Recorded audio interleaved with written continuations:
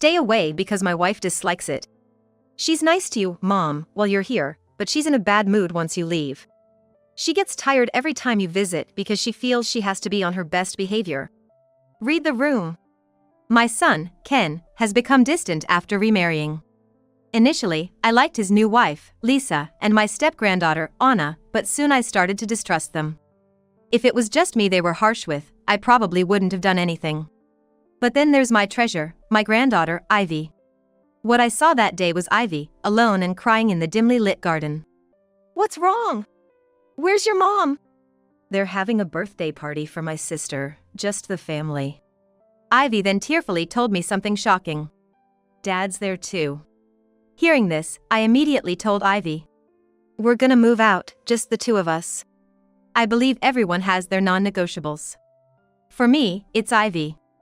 My name is Michelle. I'm a housewife who just turned 60. Though I've lost my husband, I now enjoy a free-spirited life with my toy poodle, Moko. Working part-time is also something I cherish. I have 2 sons. My eldest, Yosef, has a family far away, so I can't visit often. But now that we can communicate via smartphones, I think it's a wonderful era. Ken lives nearby. After his divorce a few years ago, Ken and Ivy moved in with me, into the house where I lived alone and where my sons grew up. It was probably comforting for him. Eventually, Ken found happiness again and remarried last year. Lisa, his new wife, is bright and charming. She's friendly towards me, and so far, I have a good impression of her. Lisa is also divorced and brought her daughter, Anna, who is about Ivy's age. I trusted my son's choice and blessed them both. As they remarried, I let them live in the house I had lived in for free, and moved to a rental myself. It was hard to leave the neighbors I got along with, but I wanted them to have a fresh start without struggles. Now, I live in a quite old and small rented house. The landlord is an old acquaintance, so I got a very good deal on the rent. Though it's small, having a garden where I can grow tomatoes is fun. The few years before Ken remarried were lively with the 3 of us living together. Now, thinking they're newlyweds, even if it's a second marriage, I try not to intrude too much. There are times when I feel a bit lonely, but spending quiet time with Moko is also nice. During the summer break, I was excited to cook a feast. Ivy was supposed to come over for a sleepover. I figured Ken would bring Ivy over. Even if they didn't eat with me, I baked cookies to give them as gifts. Eventually, the doorbell rang, and expecting my granddaughter, I was happy to open the door. There was Ivy, alone. I instinctively looked around for Ken, but no one was there. Seeing my surprised face, Ivy told me. Dad's busy. It's just me. Ivy had taken the bus. I invited her in, puzzled. For some reason, Ivy was wearing her school's gym clothes. At 13, I wondered if she wouldn't prefer to dress more fashionably. Are you wearing your gym clothes because you had school today? It's your holiday, isn't it? I couldn't help but bombard her with questions. Then, Ivy answered with a slightly gloomy face. It's summer break, no activities. I became even more curious as to why she was wearing her school's gym clothes. Especially since I could see stains on the cuffs and hem in the bright light inside. It didn't seem like she washed it. Becoming more curious, I asked again why she was dressed like that. Ivy mentioned something concerning. Lisa said to wear the jersey because laundry is tough. I'm trying not to get it dirty, though. It was clear who would say such a thing. Lisa, who married Ken, was in charge of the washing machine at their house. Could it be that Ivy, being the daughter of Ken's previous wife, has become unwelcome? I asked Ivy many questions, concerned, but she didn't want to talk further. Perhaps Lisa says the same to her own daughter, Anna, and that's just how she is. I was upset, but making a fuss could only worsen things. So, I swallowed my dissatisfaction for the time being. But at least, I wanted her to look happier while she was at my house. Since Ivy was staying for a few days, I immediately took her out to buy some cute clothes. When it was time for her to go back, I sent her home in those clothes. Lisa, who greeted us, kept saying cute and thanked me repeatedly. Just seeing her like that, you wouldn't think she's the same person who insisted on the jersey. Maybe I was overthinking Lisa's treatment of Ivy. Still worried, I casually asked Ken, but he just brushed it off. Our home is happy, Mom. You're worrying too much. Was it all just needless worry? However, later on, I spotted Anna, my step-granddaughter, while out shopping. To my surprise, she was wearing the clothes I bought for Ivy, hanging out with some friends. When I called out to her, Anna responded coldly. "I'm just wearing them because Ivy gave them to me." So what? It felt odd, considering she's all smiles and calls me grandma at home. Unable to shake this uneasy feeling, I called Ken to ask what was going on. "That's just something between sisters. I don't know anything about it. Just let them be." The response was dismissive. Feeling uneasy, I couldn't settle down. I wanted to see things for myself. But when I said I wanted to visit, Ken told me this, effectively barring me from visiting. "Stay away because my wife dislikes it. She's nice to you, Mom, while you're here, but she's in a bad mood once you leave. She gets tired every time you visit because she feels she has to be on her best behavior. Read the room." I was shocked by my son's change. I thought he wasn't like this, but I understand that relationships with daughters-in-law can be complicated. "Then at least let the grandkids come over to Grandma's house sometimes," I said reluctantly. Ken responded with a scoff. "Grandkids? Your only grandchild is Ivy." Irritated by his tone, I ended the call quickly. At that moment, I had no idea this distrust would grow and eventually burst. When it rains, it pours. Around that time, my mother passed away. She had been in a facility, but until she became unwell, she lived alone in our large family home. My mother wasn't sociable and particularly disliked having people over. Partly because of that, after getting married, I rarely visited my childhood home, opting instead to meet in town for meals with my family. Being an only child, I inherited the house. When I entered my childhood home for the first time in a while, it had been completely remodeled. The bathroom and kitchen were shining. Maybe she had it renovated, knowing her time was near. The property value in the area has skyrocketed. With the renovations, the value must have increased even more. Realizing the estate's worth, I nearly collapsed. Turns out, I had inherited a mansion worth $2 million. Unexpectedly, I was faced with inheritance taxes. I have some savings, but this was a shock. Reluctantly, I asked my sons for a bit of financial help. Yosef was quite worried and readily offered his support. Thankfully, Yosef's family also showed concern as if it were their own matter. But Ken, my younger son, was cold even when I visited to ask for help. "I'm strapped for cash too, Mom. If it's too much, just sell the house." "I've considered that, but it seems like it won't sell quickly." Throughout the conversation, Ken kept glancing behind me. I was sitting on the sofa at Ken's house, with the kitchen right behind me. I realized that Ken was probably looking at Lisa's face for reactions. Though it's understandable since Lisa is new to the family, it still made me sigh. "We have kids, and it costs money. I'm sorry, but we really can't afford it. Maybe you should consider taking out a loan?" Finally, Lisa herself began to offer solutions. I just sat there in silence. With my savings and the help from Yosef, I was almost covered. I had hoped for just a little more help, but it seems it was a wasted effort. Suddenly, I noticed Ivy and Anna looking worried from the entrance of the living room. I saw that Ivy was wearing socks with holes in them. Considering the Jersey incident before, it dawned on me that maybe Ken and his family were struggling with money. "It's really tight for you, isn't it?" I sighed even deeper. Swallowing my pride, I reached out to Yosef again. He agreed to provide additional support as if it was the most natural thing to do. With this and my mother's inheritance combined, it seemed like I could manage. I breathed a sigh of relief. This ordeal taught me how troublesome inheritance can be. From talking to acquaintances, I learned it's especially difficult when there are siblings involved. Having 2 sons myself, this wasn't someone else's problem. It made me think about getting my own affairs in order sooner rather than later. It was after consulting at a legal advice session by a lawyer. It was about dinner time, and I was thinking of making something simple for tonight's meal as I parked my car in front of the house. That's when I saw something that made me do a double take. There was Ivy, sitting in a dark corner of the garden, hugging her knees and crying. I rushed out of the car and ran to Ivy. "What's wrong? Where's your mom?" It wasn't strange for Ivy to come here by herself since she had done it before. But sitting here alone, without any notice, was definitely odd. Ivy sniffled and finally muttered, "They're having a birthday party for my sister, just the family." I was chilled to the bone. Could Lisa and Anna have kicked Ivy out of the house? Shaking with anger, I pressed for more information. And your dad? I wanted to know if Ken was aware of this.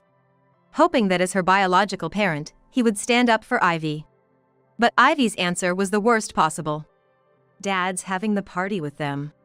They said I'm not part of the family. It felt like a blow to the head. Trying to steady my shaking head, I attempted to make sense of the situation. My son Ken, who used to be so endearing, seemed like a completely different person now. I remembered the clothes I bought for Ivy, which Anna ended up wearing. Perhaps they were taken from Ivy without her consent. And Ken and Lisa were okay with that? Something inside me snapped. We're gonna move out, just the two of us.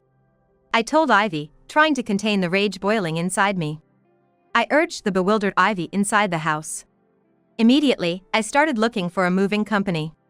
Being old-fashioned, Ivy helped by using the internet. It seemed we could get help right away since we didn't have much to move. I had been undecided about what to do with my inherited parents' house, whether to live there or sell it. It was too big for just me, and I was content with renting. But if my beloved granddaughter was with me, that changed everything. If Ivy's okay with it, let's live together in the house I got from your great-grandma. When I suggested it, Ivy looked up and blinked in surprise. Really? I don't have to stay at my dad's? Her uncertain voice broke my heart. I regretted not realizing what she was going through sooner. I was worried about Ivy having to change schools because of the different school district, but she seemed actually relieved. I'm connected with my close friends on social media, and we can meet up, so it's fine. I've always disliked that Anna was at the same school anyway. She said, finally showing me a smile. I truly care about Ivy. When Ken remarried, I blessed their union because he said he would love both daughters without discrimination. Feeling betrayed now is something I find hard to accept. As I was fuming, Ivy gently touched my arm. Grandma, it's okay. It's my fault for not fitting in with the new family. Even after going through such ordeals, Ivy is still blaming herself. Moved by her kindness, my anger at those who treated this sweet child so poorly flared up again. After arranging with the moving company, I called Ken. But it went straight to voicemail. With no choice, I left a message saying Ivy was staying with me.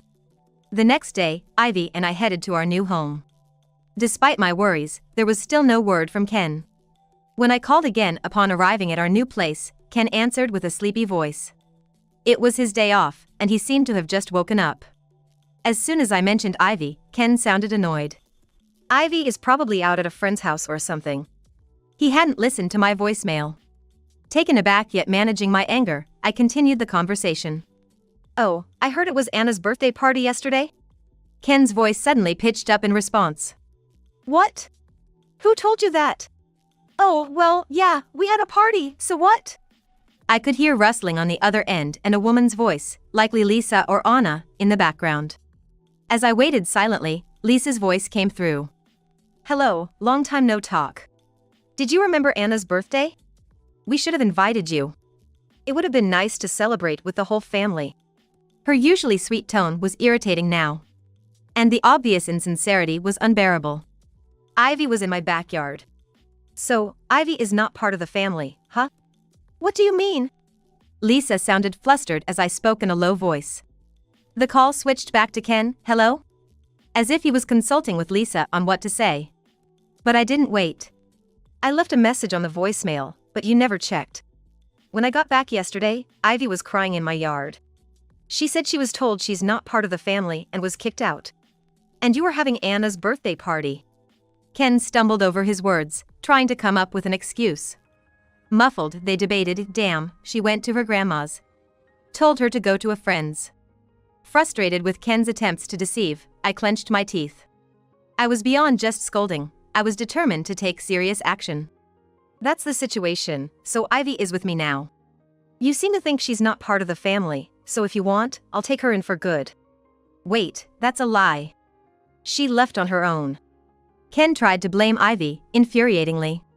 But I had evidence. Hoping Lisa could hear, I made sure to raise my voice even louder. I know it's not a lie, I even asked the neighbors. It seems to happen quite often. Ken and his family lived in the house I had for years. And I was close with the neighbors.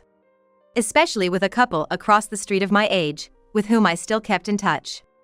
It turns out this wasn't the first time Ivy was left out. Sometimes, when she was locked out till late, the kind couple noticed and took her in.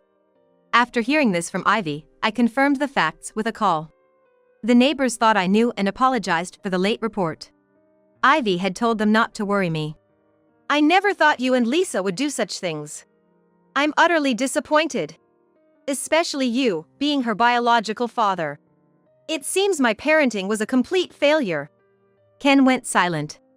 Probably realizing excuses were futile, yet not offering an apology. Disgusted, I concluded the call.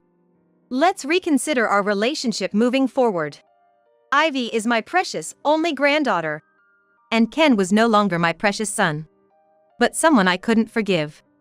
I also started to reconsider my estate plans.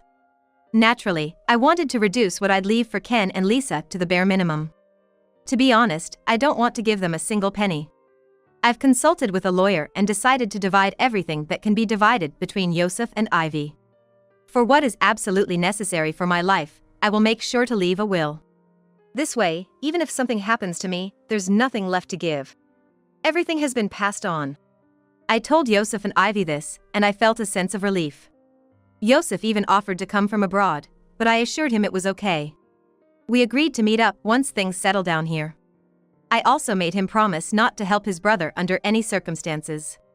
Over a video call, Yosef nodded strongly, agreeing. Yosef and his family were quite angry after hearing about what Ken did, so I felt reassured leaving things in their hands. About a month later, I received a call from Ken on my cell phone. I wasn't sure if I should be annoyed by his timing or angry for his lack of contact until now. Why aren't you at home? When I called back, he immediately started complaining without even saying hello. Despite my irritation, I decided to deal with him properly. We've moved. Ivy's transfer to a new school is already settled. I saw on Anna's social media that her parents were happy about Ivy leaving, so what do you want now? I had asked Ivy and looked at Anna's social media account myself. There, it was happily written, loser left, major win. Granny's taking her in. Mom and stepdad are thrilled. I was burning with anger again. Unforgivable. Absolutely not. Whatever. I called about that old house, you know, your mother's old place. Obviously, you're gonna get rid of it, right? I know someone who'll buy the old stuff. Might make a bit of money before you tear it down, let them have at it.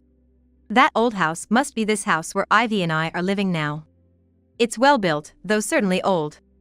Ken probably only remembers its appearance from before it was renovated when he was a child. And the exterior was dirty. He has no idea the house was remodeled by my grandmother into a comfortable living space. And that he would receive nothing from my inheritance. Sorry, but that house has been sorted out long ago. There's absolutely nothing left to dispose of. When I told him this, Ken muttered complaints and hung up, disappointed. I was deeply disappointed he didn't even ask where we had moved to until the end. It seems he truly has no desire to see Ivy or me. The love for his own daughter seems to have completely vanished. There's no hesitation now. It's sad to think about the days I raised him, but any affection I had for Ken is gone. After everything was settled, I decided to visit Ken's house. This time, I made a proper appointment. Lisa, as always, was sweet-voiced and welcoming. Leaving Ivy at home, I headed to Ken's house. The house filled with memories of my husband and sons when they were young had completely changed for me. Considering how Ivy was treated there, it's no longer just a place of nostalgia. Lisa, surprised to see me, opened the door. Who is this? Her smile vanished in an instant. And she looked suspiciously at the person beside me. I had brought a man with me as a companion, introducing him only as someone who offered advice as we entered the house. Grandma, welcome. Hey, do I get something today? I was dismayed by the immediate request for money. Having always given gifts to Anna and Ivy during my visits, Anna was expecting it this time as well. When I said not today, Anna's face soured. I came today just to talk with your dad and mom about something important. Ken, Lisa, could we have a moment, please? I took out some documents and asked Ken and Lisa to sit and listen. Knowing there was no allowance, Anna retreated to her room in a huff. The four of us, Ken, Lisa, my companion, and I, sat around the table. I placed my bag on the table, turning to face Ken and Lisa. The first thing I brought up was about the real estate appraisal. It was time to reveal that what Ken called a shack was actually a mansion worth $2 million. I took over my family home, right? I had it appraised. Turns out, the land value in that area has skyrocketed. It's a spacious house because it's old, right? And since my mother had it completely remodeled, it's worth about $2 million. The moment they heard $2 million, Ken and Lisa's eyes lit up. They leaned in with faces full of joy. And Ken was the first to speak. That's incredible. When are you selling it? It seemed he assumed I'd convert the house into cash. He probably thought they would get a significant share. But that wasn't going to happen. I'm not selling it. I'm living there. Then Lisa leaned in, probably imagining a very luxurious house upon hearing it was worth $2 million. How enviable! A $2 million mansion. We'd love to live with you, we'll even take care of you in your old age. Lisa's once endearing smile now seemed creepy, knowing what she had been thinking behind it. Of course, my answer was no. I'm not considering living together. And I'm fine without your care. Lisa kept pushing, but I firmly said no. Impatient with my refusal to live together, Ken spoke up again. Come on, we're family. Living together would be beneficial for you, right? Oh, right, you're living with Ivy now. Then, as her parents, we should be together too. Thinking about it, what a convenient man my son was. Using the word family as if he had forgotten how they treated Ivy, his own blood. Bringing up Ivy's name now, as an afterthought, was truly infuriating. I decided it was time to knock Ken and Lisa down a peg. I signaled the man who came with me, then announced to Ken and Lisa. That house will never be yours. Because it's already in your brother's name. Even in the event of an unforeseen accident, you can't inherit even the compulsory portion. Meaning, Ken and Lisa, you won't get a single penny. Their faces at that moment were priceless. Shocked and probably outraged, they trembled before me as I spread out the documents. It explained that all the property had already been given away as living gifts. My assets were now just a modest part-time salary, which would quickly disappear into living expenses. I had done everything possible not to give Ken anything. The house was now in the name of my eldest son, Yosef. The condition for taking over was that he would take care of Ivy if anything happened to me. I sold the car for cash and put the small remaining savings all in Ivy's name. Even my jewelry and bags, anything of value, was all Ivy's now. This was the least I could do to show my love. Damn it! It's outrageous not to give me my share. Don't you care about your own son? Ken and Lisa screamed almost in unison. They had coldly refused to help when I struggled with inheritance taxes, yet now they expected so much. To their complaints of why and how could you, I presented documents summarizing what I had heard from Ivy and the neighbors. Ken, didn't you care about your own daughter? I came here today to sever ties. I can't associate with someone who would do such things to my precious granddaughter. My family is Ivy alone. You are now strangers to me. As Ken and Lisa began to loudly protest, I prepared for the final blow. Because of this incident, I'm consulting with a lawyer to rewrite my will. Expect the bare minimum, if anything at all. Ken, red-faced and furious, banged on the table. The noise was enough for Anna, who had retreated to her room, to sneak a peek. If you do that, I won't let it go. Even if you're my mother, be prepared for what comes next. Threatening me, his own mother, Ken, along with Anna and Lisa, cursed foully. Calling me stingy, cowardly, and even wishing Ivy and I would disappear before the will could be finalized. Ken even flashed his fists, hinting at harm to Ivy and me. I was furious. Now was the time for the knockout punch. What do you think of this testimony? The voice recorder hidden in my bag had been running all along, capturing their loud threats perfectly. Yes, it could serve as evidence of trying to interfere with the creation of a will through intimidation. The man accompanying me, who was actually a lawyer I consulted for the living will, responded. Ignoring my son's family, who were taken aback at the mention of a lawyer, I quickly headed for the door. On my way out, I turned back and mentioned as if remembering. Oh right, the ownership of this house has changed.